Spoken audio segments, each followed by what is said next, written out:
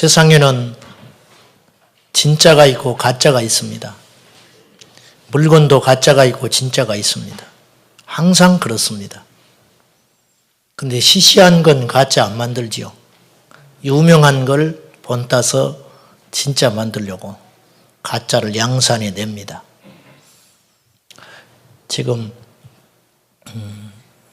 하나님이 한 달 전에 저에게 주신 마음이 있어서 이 가짜와 진짜에 대한 설교를 나누고 있는 중에 있습니다. 사실은 진짜 신앙이 뭐냐? 환난에 무너지지 않는 믿음이 진짜 신앙이다. 평소에는 다 잘 믿는 것 같지만은 환난을 당해보면 안다. 진짜 신앙을 소유해야 된다. 그 다음에 복음에 대한 이야기를 했습니다. 가짜 복음이 있고 진짜 복음이 있다. 내기에 좋은 것이 복음이 아니다. 나를 살려야 복음이다. 나를 천국에 들여보낼 수 있어야 그것이 복음인 것이지 복받아라고 그것이 복음이 아니다. 세 번째는 교회에 대해서 말씀을 나눴습니다. 진짜 교회가 있다. 아쉽게도 가짜 교회도 있더라. 가짜 교회. 2단이 문제가 아니고 차라리 2단은 쉬워요. 2단은 눈에 띄잖아요. 그리고 가서 보면 말도 안 되는 이야기를 하니까. 그런데 멀쩡하게 십자가 달고 대한예수교 장로회 그 목사님도 번듯한 학교를 나오셨고 그런데 그 교회가 가짜일 수 있다.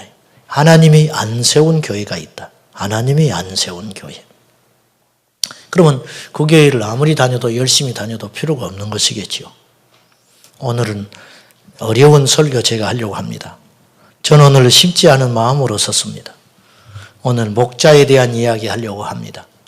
설교할 때 금기가 있습니다. 금기. 설교도 해야 할 설교가 있고 하지 말아야 할 설교가 있는데 목회자에 대한 설교를 하는 건 쉽지 않습니다. 그러나 오늘 저는 예수님을 사랑하고 여러분의 영혼을 사랑하는 마음으로 부득불 이 설교를 해야겠다고 생각하여 이 자리에 섰으니 이해해 주시고 우리가 결코 잘났고 제가 온전하다는 뜻으로 이 설교를 하는 것이 아니고 여러분을 아끼고 사랑하는 마음으로 섰으니 이 말씀을 잘 들었으면 좋겠습니다. 우리는 구원을 얻기 위해서는 예수님을 반드시 믿어야 합니다. 예수 외에는 길이 없습니다. 어떤 방법도 없습니다. 예수는 꼭 믿어야 합니다. 그런데 예수님을 믿으려면 교회를 나가야 합니다. 현실적으로. 교회를 안 나가면서 나는 예수 믿는다. 그런 사람을 가끔씩 봐요. 전도를 하면. 그 사람은 자기를 기만하고 있는 겁니다. 절대 그럴 수 없습니다. 여러분, 교회 밖에 무슨 구원이 있습니까? 교회를 안 다니고 어떻게 예수를 믿는다는 말입니까? 교회를 다녀도 다 예수 안 믿는 사람도 있어요. 교회만 다니는 사람 있죠. 근데 그렇게 교회를 다녀도 예수를 안 만난 사람이 있는데 교회를 안 다니고 어떻게 예수님을 만납니까? 그러니 싫든 좋든 내가 뱉은 우물가에 와서 다시 물을 먹을 망정 교회는 우리 신앙생활에서 뗄 수 없는 필수적인 관계예요. 미워도 교회를 나가야 하고 멀어도 교회를 가야 하고 심지어 교회가 없다면 믿는 사람끼리 모여서 교회를 세워서라도 교회 생활은 꼭 해야 됩니다. 그리고 교회는 굉장히 중요합니다. 그런데 교회에 가서 제일 나에게 영향력을 주는 것이 분위기도 아니고 시설도 아니에요. 그 교회에 하나님이 세운 목회자. 우리는 이런 이야기를 많이 해요. 교회에 사람 보고 다니지 말아라. 그 속에는 사실 굉장히 무서운 요소가 담겨져 있는 거예요. 교회를 가서 실망할까 싶으니까 야 목사도 사람이야. 알아요. 무슨 말인지 다 알아. 그런데 현실은 그렇지 않아요. 현실은 성도들한테 상처를 받고 돈 떼버리고 사기를 당하면 어떻게 그 교회를 다닙니까? 그럼 그 교회를 나와서 방황하다가 믿음 떨어져 버려서 지옥 갈 수도 있는 것이죠. 현실은 교회에 와서 목사 보지 말아야지. 근데 와서 목사가 딱 보이는데 어떻게 해? 목사를 제외하고 어떻게 우리가 신앙생활 하냐 그 말이에요. 절대적이에요. 한국 교회는. 어쩔 수 없습니다. 사도 바울은 이런 말을 했습니다. 고린도전서 11장 1절에서 내가 그리스도를 본받는 자가 된 것처럼 너희는 나를 본받는 자가 되라. 바울은 무슨 말을 했냐면 나를 보고 예수 믿어야 된다. 굉장히 담대한 이야기를 하는 거예요. 이 확신과 자신이 어디서 나왔을까? 저는 이 말씀을 읽을 때마다 내 자신을 많이 반성합니다. 그리고 그 말씀을 읽을 때 전혀 바울이 교만하게 생각되지 않는 거예요. 왜? 바울이 그렇게 살았으니까. 바울은 예수님을 본받기 위해서 처절히 싸웠습니다. 그리고 사람들에게 당당히 말할 수 있었어요. 나를 본받아라. 너희들이 예수님은 안 보이지? 그런데 나를 보면 예수를 볼 수 있어. 얼마나 담대한 신앙입니까? 병원에 가면 의사를 잘 만나야 합니다. 의사 잘못 만나면 죽습니다. 시간 허비하고 돈 버리고 열심히 그 병원 다녀도 죽어요. 학교를 가면 선생님을 잘 만나야 됩니다. 뭐 선생님 보고 학교 다니냐 졸업장이나 따라. 그건 말이 안 되는 거예요. 선생님 잘못 만나서 인생이 망치는 사람도 있어요. 오랫동안 돈 모아서 열심히 공들여서 휴가 내가지고 어렵사리 시간 내가지고 여행을 떠났습니다. 여행을 떠났는데 가이드를 잘못 만나가지고 기분을 아주 상하게 해가지고 힘든 시간을 보내고 올 수도 있습니다. 교회에 오면 누구를 잘 만나야 됩니까? 목사를 잘 만나야 돼요. 어쩔 수 없어요. 어쩔 수 없어. 목사 보고 내가 예수 믿나? 예수님만 봐야지. 예수님 어디서 봅니까? 여러분이 예수님을 어디서 봐요? 현실적으로 어쩔 수 없다 이거죠. 다시 정리해 봅시다. 예수 믿어야 됩니다. 예수 믿으려면 교회 가야 합니다. 교회에 가서 목사 피할 수 없습니다. 그러니 목회자가 중요할 수밖에 없다는 거예요. 오늘 말씀에 예수님께서 거짓 선지자들을 이야기해요. 15절이죠. 같이 봅시다. 15절 시작. 거짓 선지자들을 삼가라. 양의 옷을 입고 너에게 나오나 속에는 노역질하는 일이라. 예수님이 느닷없이 이 말을 한 것 같아요. 거짓 선지자들을 삼가 조심해야 된다. 피해야 된다. 만나면 안 된다. 이 말씀을 느닷없이 한 것 같은데 13절부터 보면은 좁은 문으로 들어가라. 멸망으로 인도하는 문은 크고 그 길이 넓어 그리로 들어가는 자가 많고 생명으로 인도하는 문은 좁고 길이 협착하여 찾는 자가 적음이라. 여러분 꼭 기억해야 됩니다. 천국 가는 길은 좁은 길입니다. 그 사람들이 좁은 길 안 걸어가려고 그러죠. 길이 협착합니다. 낭떠러지도 있습니다. 돌뿌리도 있습니다. 함정도 있습니다. 그래서 사람들이 좁은 길을 안 걸어갑니다. 이양지사 뭐하러 넓고 고속도로가 있는데 좁은 길을 가겠습니까? 오늘 이 말씀이 무슨 말입니까? 천국 가는 길을 이야기하는 거거든요. 여러분이 기억해야 할 것은 오늘 마태복음 5장부터 7장이 산상수훈인데 이 말씀을 듣고 있는 대상이 불신자가 아니라는 걸 꼭 기억해야 돼요. 유대인들 예수 믿는 제자들이에요. 그래서 마태복음 5장 1절에 보면 예수님의 제자들을 모아놓고 이 설교한 거예요. 그리고는 첫 마디가 이거였어요. 심령이 가난한 자는 복이 있나니 천국이 저희 것입니다. 이 말씀은 굉장히 파격적인 겁니다. 사람들의 패러다임을 깨버리는 거예요. 그 당시 복이라는 것은 잘 사는 것이 복입니다. 건강한 것이 복입니다. 높은 자리에 오르는 것이 복입니다. 그런데 예수님은 복의 개념을 다른 각도로 이야기를 하는 거예요. 그런 것이 복이 아니다. 심령이 가난한 자가 복이 있다. 애통하고 속상하고 사는 것이 복이다. 예수님과 복음을 위해서 고난당하는 거 복이다. 이게 어찌 복이냐 이거예요. 그런데 이게 진짜 복음이다. 천국 헌법을 선포하는 겁니다. 이 세 장은. 근데 그 설교를 하는 중에 거짓 선지자들을 삼가해라. 그러니 오늘 우리에게 해당되는 말인데 불신자는 거짓 선지자인지 참 선지자인지 관심도 없지요. 교회를 다니고 있는 우리들에게 성령 하나님께서 말씀하는 거예요. 진짜 목자를 만나야 된다. 왜 이 말을 할 수밖에 없었는가? 가짜 목자는 우리를 자꾸 넓은 길로 데려간다는 거예요. 넓은 길로 데려가서 그때는 좋아요. 근데 마지막에 지옥불에 떨어지게 된다. 그 사람도 지옥 간다. 그 자신도. 그래서 19절 아름다운 열매를 맺지 아니하는 나무마다 찍혀 불에 던져지느니라. 가짜 선지에 대한 이야기를 하고 있는 겁니다.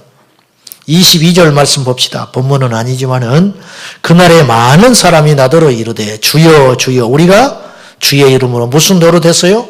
선지자 노릇했습니다. 선지자예요 아니에요? 아니죠. 노릇했는데 목사 노릇하는 사람은 목사 아니라는 거예요.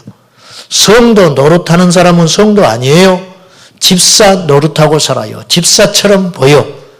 집은 자꾸 사. 근데 집사 아니에요. 목사 노릇한다. 선지자 노릇하고 있다. 예수님이 볼 때는 선지자 아니에요. 멀쩡한 신앙 나오고 공부도 많이 했을지 모르지만은 가짜다. 그런 말입니다. 우리는 좁은 문을 걸어가야 천국 갑니다. 협착한 길을 걸어가야 천국을 갑니다. 근데 그 좁은 문으로 인도하는 자가 있다는 거예요. 그 좁은 문으로 나를 데려가는 자가 진짜 목자다. 넓은 문으로 자꾸 데려가는 사람이 있다면 그 사람은 나한테 친절하고 좋을지 모르지만은 그 사람은 거짓 선지자다. 그렇게 이야기하는 겁니다. 거짓 선지자의 특징을 한번 살펴볼 필요가 있습니다. 첫째, 거짓 선지자는 비윤리적입니다. 자, 16절 봅시다. 16절 시작. 그들의 열매로 그들을 알지니 가시나무에서 포도를 또는 엉겅퀴에서 무화과를 따겠느냐. 만고의 진리가 있다는 거예요. 절대로 포도나무는 가시를 내지 않는다. 반대로 가시나무에서 포도가 맺혀지는 걸 봤냐? 없다. 때로는 이런 일은 있어요. 포도나무가 큰 열매를 맺고 적은 부실한 열매를 맺을 수는 있어요. 그러나 포도나무에서 오해가 미치진 않아. 가끔 가다 보면 해 토픽 같은 거 보면은 큰 호박, 막 이만한 걸로 열매를 맺었다. 네, 막 그런 기사가 나와. 팔뚝만한 오이가 열렸다. 그럴 수는 있어요. 그러나 오이에서 절대 호박 안 열려요. 오늘 이 열매는 뭘 말하느냐? 행위를 말하는 거예요. 행위. 겉으로 드러나잖아요. 이 윤리와 도덕을 이야기하는 거예요. 절대 못 속인다. 이게. 겉으로는 양의 탈을 쓰고 속이는 척 할 수 있어요. 선한 양처럼. 그런데 언젠가 그 속에는 본질이 일이기 때문에 굶주리고 피냄새를 맡으면 이빨을 드러내버린다 이거죠. 예. 겉으로는 그런 것 같은데 그럴듯한데 안 된다. 솔직히 이야기합시다. 교회의 문제는 문제가 만약에 있다면 없어야 되지만은 교회에 문제가 있다면 90%는 목회자의 문제입니다. 목회자만 정신 차리면 그 교회는 제대로 잡힙니다. 우리가 주변에서 그런 데를 많이 듣고 봤잖아요. 정말 좋은 교회인데 목사님이 새로 오셔서 이 목사님이 잘 마음을 못 잡아가지고 문제를 일으켜가지고 그 좋은 교회가 만신창이가 돼버리네. 선량한 장로님, 신실하신 집사님이 밤낮으로 기도하지만 목회자 한 사람이 잘못 들어와가지고 교회를 쑥대밭 만들어버리네. 반대로 교회가 다 죽어가고 있고 문제가 많았는데 목사님이 제대로 된 분이 오셔서 1년, 2년, 3년 횟수가 지나니까 교회가 그냥 완전히 새로워지는 경우도 봐요. 한국 교회에서 어쩔 수 없이 참 안타깝지만 목회자의 위치가 교회에서 절대적입니다. 잘났든 못났든 이건 어쩔 수 없는 현실이라는 것이죠. 그런데 교회의 문제 90%가 목회자의 문제라면 목회자가 일으키고 있는 문제 90%는 도덕적인 문제예요. 영적인 문제 때문에 교회가 시끄러운 게 아니에요. 도덕적인 문제 때문에 그렇다는 도덕적인 문제. 우리는 윤리와 도덕으로는 절대 하나님 나라 못 갑니다. 착하다고 하나님 나라 가는 거 아닙니다. 이거 분명히 해야 됩니다. 불교 신자 중에 우리보다 착한 사람 많습니다. 중들도 저보다 더 좋은 중이 있어요. 더 착해. 저보다 더 깨끗한 중도 있어요. 고기도 안 먹잖아. 나는 맨날 보신탕 먹는데. 그런데 도덕과 윤리로는 하나님 나라 못 갑니다. 아멘 하십시오. 그런데 하나 더. 거듭난 그리스도인은 반드시 윤리적입니다. 진짜 목자는 삐뚤어졌다가도 정신 차리고 돌아와요. 무서워서 곁길 못 갑니다. 사람이니까 실수하지요. 사람이니까 넘어질 때가 있습니다. 저도 많이 넘어지려고 할 때가 있고 앞으로도 그렇겠죠. 유혹도 받겠고 돈 욕심도 생기겠고 거짓말도 하고 싶은 욕망이 일어나겠지요. 근데 저를 지탱하고 있었던 힘은 뭐냐? 온전하진 않지만은 그나마 나를 버티게 하는 힘이 뭔지 아십니까?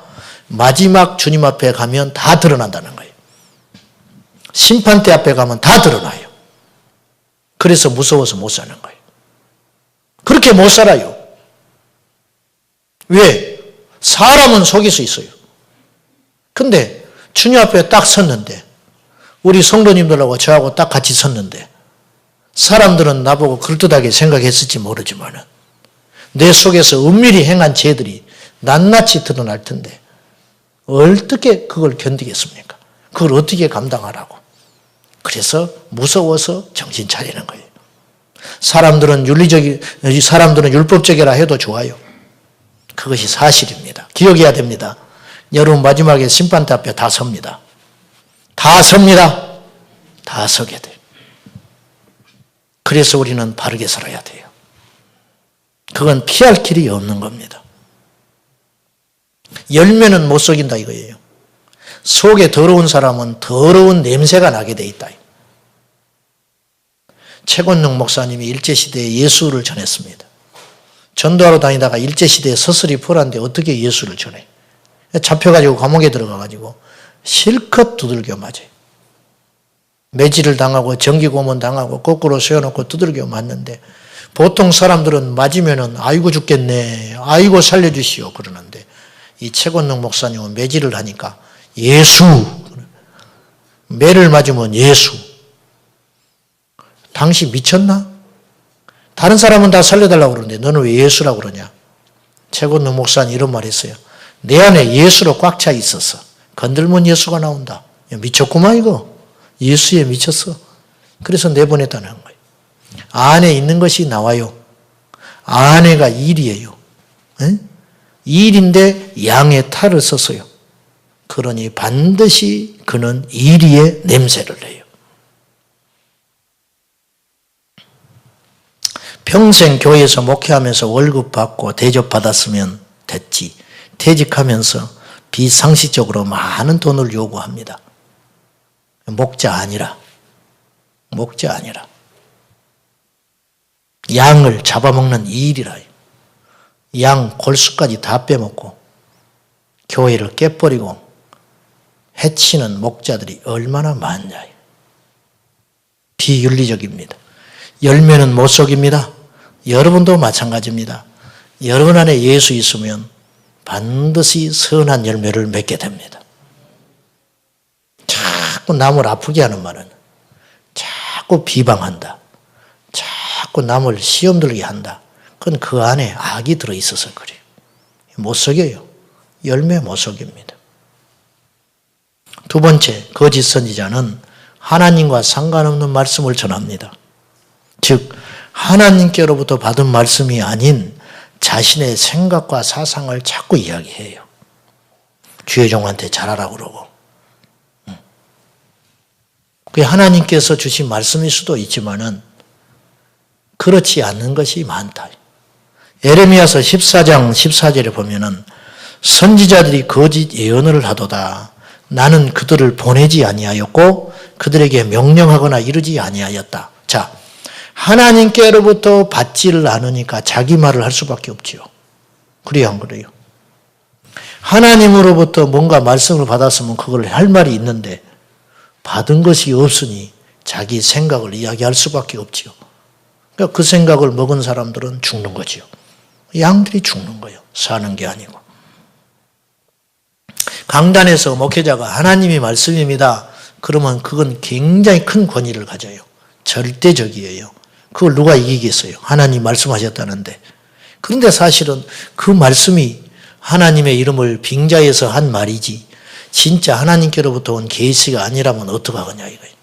이게 분별하기가 쉽지 않은 거예요. 자기도 속고 듣는 사람도 속는 거죠. 오늘날 강단이 성도들을 회개시켜 천국에 들여보내는 도구가 되지 못하고 목회자 자신의 욕망의 도구가 되어가고 있다면 너무 슬픈 현실이고 성도들이 성도들의 필요를 채워주는 가짜 복음의 현장이 되고 있다면은 그 강단과 그 계시의 말씀은 하나님께로부터 온 것이 아닙니다. 아무리 좋은 학교를 마치고 많이 배우고 경력이 화려한 목회자라 할지라도 하나님께로부터 온 말씀이 아닌 것을 전하면 그는 거짓 선지자입니다. 그래서 목회자는 최선을 다해서 말씀을 준비하고 기도하며 절실한 마음으로 하나님의 말씀을 선포해야 할 것이고 성도들은 그 말씀을 겸손히 간절한 마음으로 들어야 할 줄로 믿습니다. 히브리서 3장 7절과 8절 말씀에 너희가 그의 음성을 듣거든 광야에서 시험하던 날에 거여하던 것 같이 너희 마음을 완고하게 하지 말아라. 말씀을 들었으면요. 그 말씀이 틀린 것이 아니고 성경에서 근거한 것이고 하나님께서 세운 자에게서 선포된 말씀이라면 그 말씀을 듣고 아멘으로 받아서 고치고 회개해야 된다는 거예요. 하나님의 말씀을 중심에 놓고 목자와 성도들의 관계가 있잖아요. 자, 여기에 컵이 있는데 여기에 물을 담기 위해서는 하늘에서 비가 내려야 됩니다. 비가 안 내리면 어떻게 물을 담을 수가 있겠어요? 첫째 전제 조건은 비가 내려야 돼요. 즉 하나님 말씀이 참으로 선포돼야 돼요. 그런데 하나님 말씀이 참으로 선포돼도 사람들은 강파가여 지옥에 가는 사람이 있다. 어떨 때? 닫아버리면 듣지 않으면 들어도 행치 않으면 아무리 하늘에서 은혜비가 쏟아지고 장대비가 쏟아져도 안 변하는 거지요. 여러분 우리가 예수를 바로 믿지 못하는 이유는 두 가지 때문입니다. 하나는 내가 듣는 말씀이 가짜이기 때문에 그래요.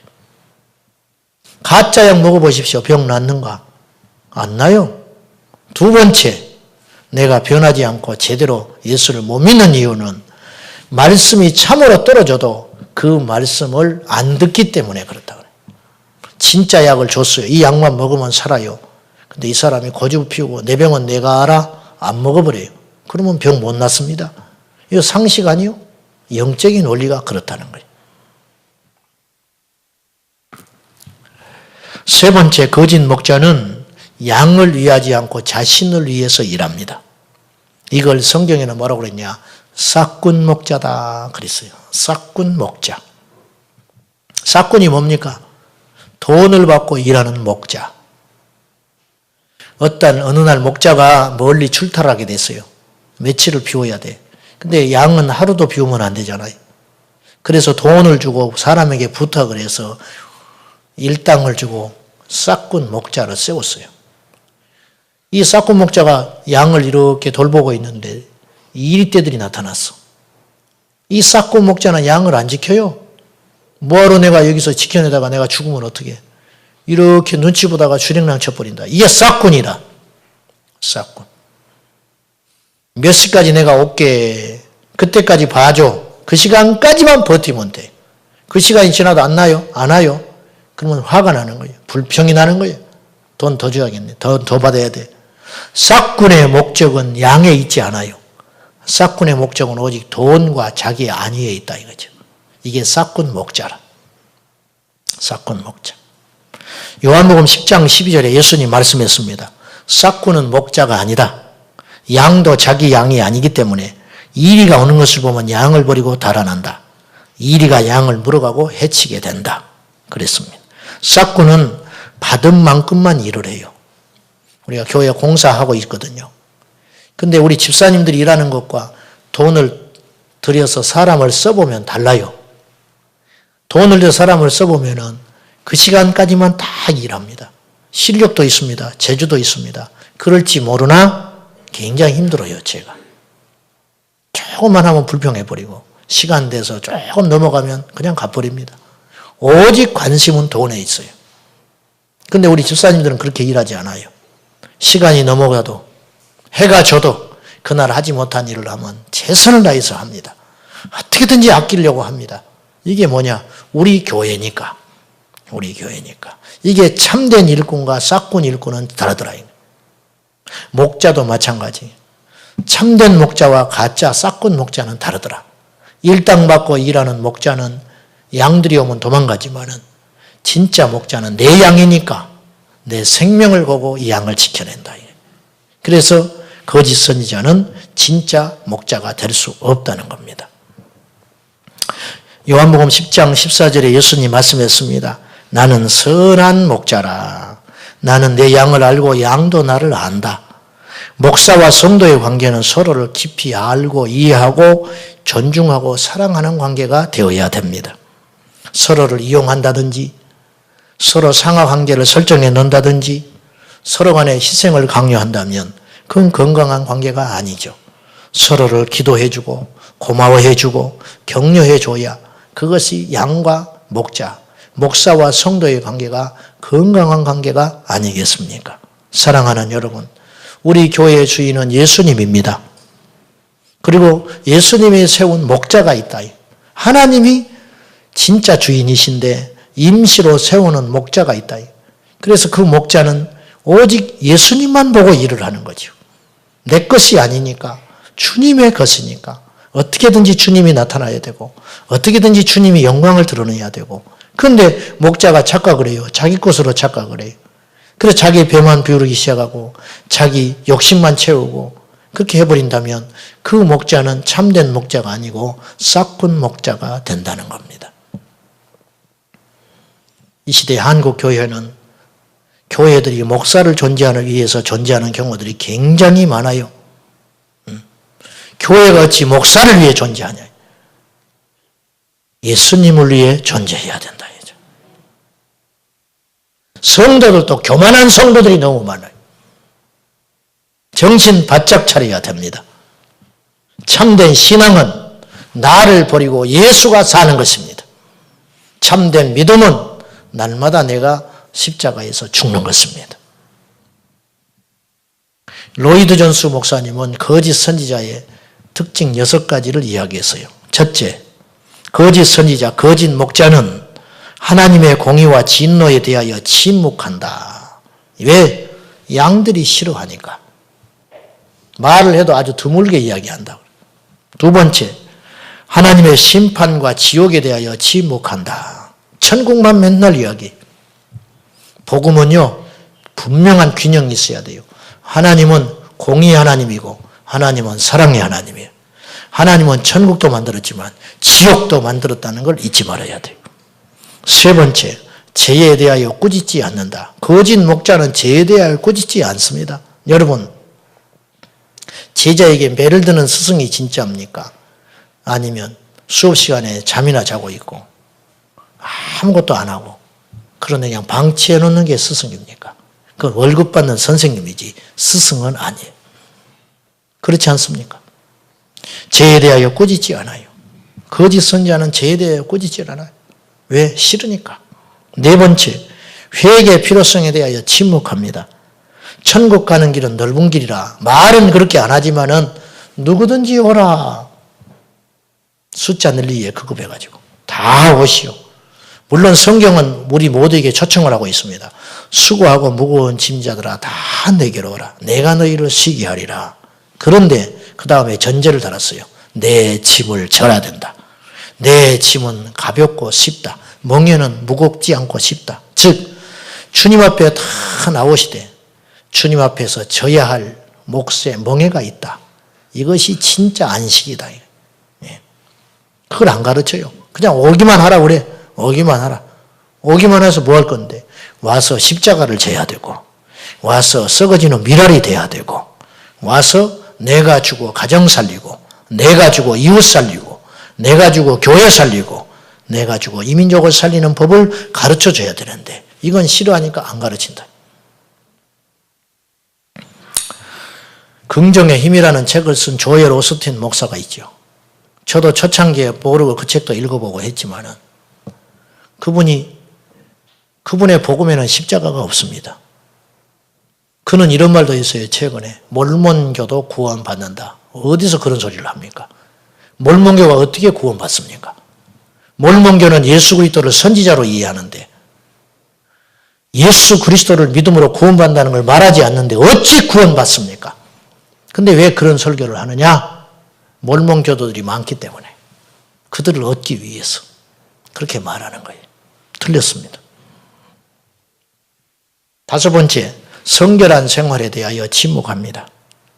여섯 번째, 거짓 선지자는 자기 기만성을 방조한다. 다시 말해서 자기를 점검할 수 있는 시간을 주질 않아요.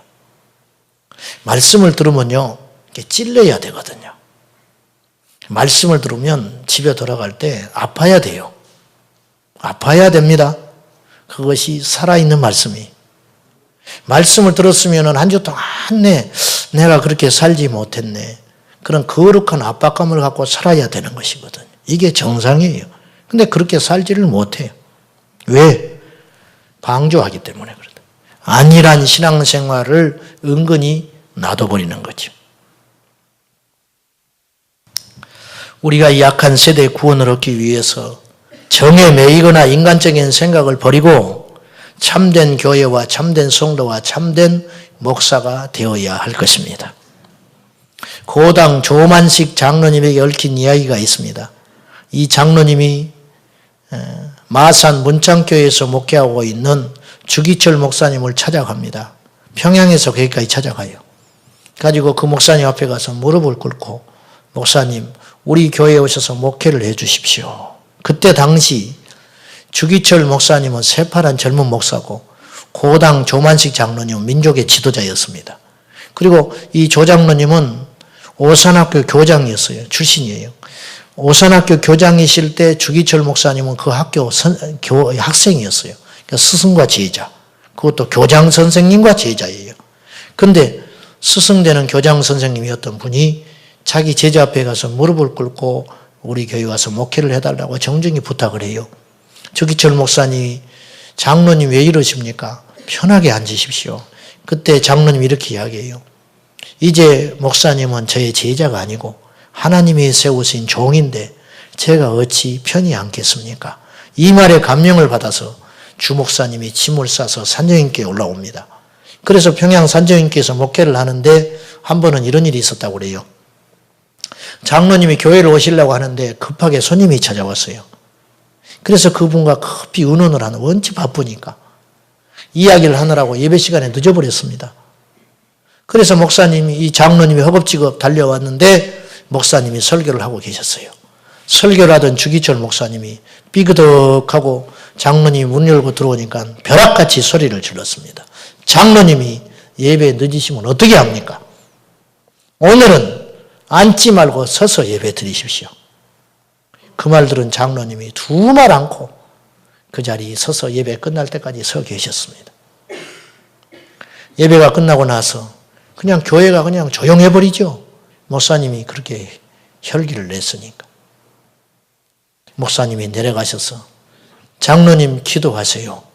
그랬더니 장로님이 울면서 기도했습니다. 주님, 이 몹쓸 놈이 이 죄인, 나라 살리겠다고 애국하고 다녔지만 정작 주님 앞에는 이렇게 불의한 죄를 지었으니 예배도 늦는 이 죄인을 용서해 주십시오. 장로님이 울었습니다. 목사님도 울었습니다. 성도들도 울었습니다. 여러분, 이것이 교회 아닙니까? 이것이 교회 아니에요. 그 목사 및 그 목사님, 그 장로님, 그 성도 얼마나 행복합니까? 사랑하는 여러분, 말세가 다 됐습니다. 세상 돌아가는 걸 보십시오. 이 세상이 언제일지 모르겠습니다. 환경의 재앙, 윤리적인 타락, 그리고 주님이 오실 징조는 곳곳에서 나타나고 있는데 교회들이 잠들어 있습니다. 성도들이 정신을 못 차리고 있고 목회자들도 외치지를 않고 있으니 어찌하면 좋습니까? 사랑하는 여러분, 저는 일만 죄악을 지은 죄인입니다. 만삭되지 못한 종이고 죄인 중에 괴수와 같습니다. 여러분의 어릴 적에 제가 지금까지 살아온 생애를 알면 여러분은 여기에 남아있을 사람이 하나도 없을 것입니다. 그럼에도 불구하고 오늘 제가 이렇게 말씀을 드릴 수밖에 없는 이유는 여러분이 너무 중요하기 때문입니다. 사랑하는 여러분, 이 말세 치말에 참된 목자를 만나시기를 축복합니다. 참된 교회를 만나야 합니다. 그리고 참된 성도가 되십시오. 기도하겠습니다. 하나님, 잠들어 있는 우리 믿음을 깨워 주옵소서. 말을 잘한다고 설교가 아니고 반드더니 앉아있다고 예배자가 아닙니다. 우리 안에 진짜 예수 그리스도가 있기를 소원합니다. 진짜 복음을 만나기를 원합니다. 헛된 열심 내다가 정에 매여서 열심만 내다가 마지막에 심판 받지 않도록 하시고 진짜 예수 믿는 사람, 진짜 목자가 되어서 우리 교회가 참된 교회 되게 하여 주옵소서. 예수님의 이름으로 기도하옵나이다. 아멘.